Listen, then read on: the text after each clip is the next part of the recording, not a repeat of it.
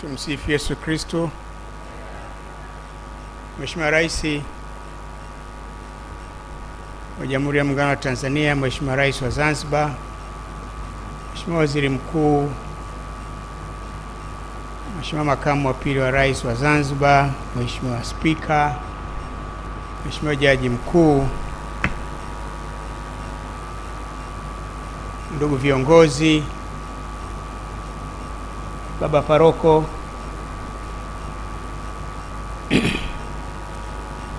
sikujiandaa kwa kweli kusema, lakini baada nimepewa nafasi ya kusema, ngoja niseme tu. Mimi nimefahamu marehemu kwa muda mrefu. Tumekuwa wote kwenye umoja wa vijana.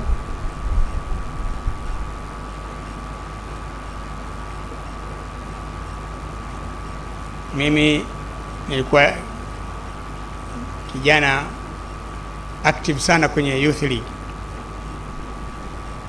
na William tulikuwa naye. Baadaye tukawa naye kwenye uongozi wa umoja wa vijana. Baadaye tukakutana kwenye bunge, tukakutana kwenye serikali.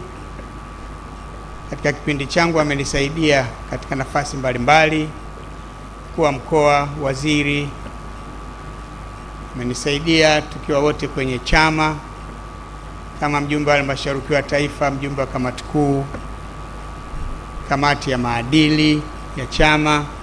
Kipindi changu ndio nilimteua kujiunga na ile kamati, na kwanza alikuwa mtu rahimu. Alikuwa mtu anayependa kufanya kazi. Ukimwagiza kitu anajisikia vizuri kwamba ameagizwa, na anajisikia vizuri kwamba anatoa taarifa ya kazi uliyomtuma ameifanyaje.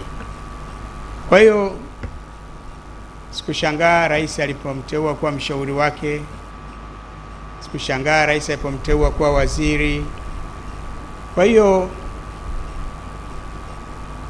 taifa limepoteza mmoja wa watu wake mahiri, wazalendo wa kweli, waliojitolea kwa ajili ya nchi yetu na maendeleo ya watu wake. Kwa familia, Mama Lukuvi na mke wangu Bi Salma ni marafiki wa karibu. Norbert na wanangu Ali na Alifa ni marafiki wa karibu. Kwa hiyo kwangu mimi kifamilia tumepoteza mmoja wa wenzetu. Kitaifa tumepoteza mmoja wa viongozi mahiri, lakini hakuna atakayeishi milele. Kila mtu ana siku yake ya kuja na ana siku yake ya kuondoka, ana namna yake ya kuondoka.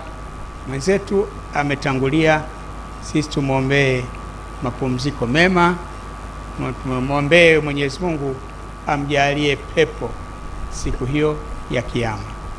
Asante sana, nawashukuruni sana.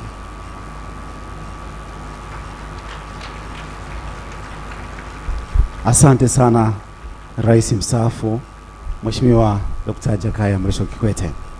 Mheshimiwa Rais, naomba sasa nimwalike Mheshimiwa Judge George Mcheche Masaju, Jaji Mkuu wa Tanzania, atoe salamu.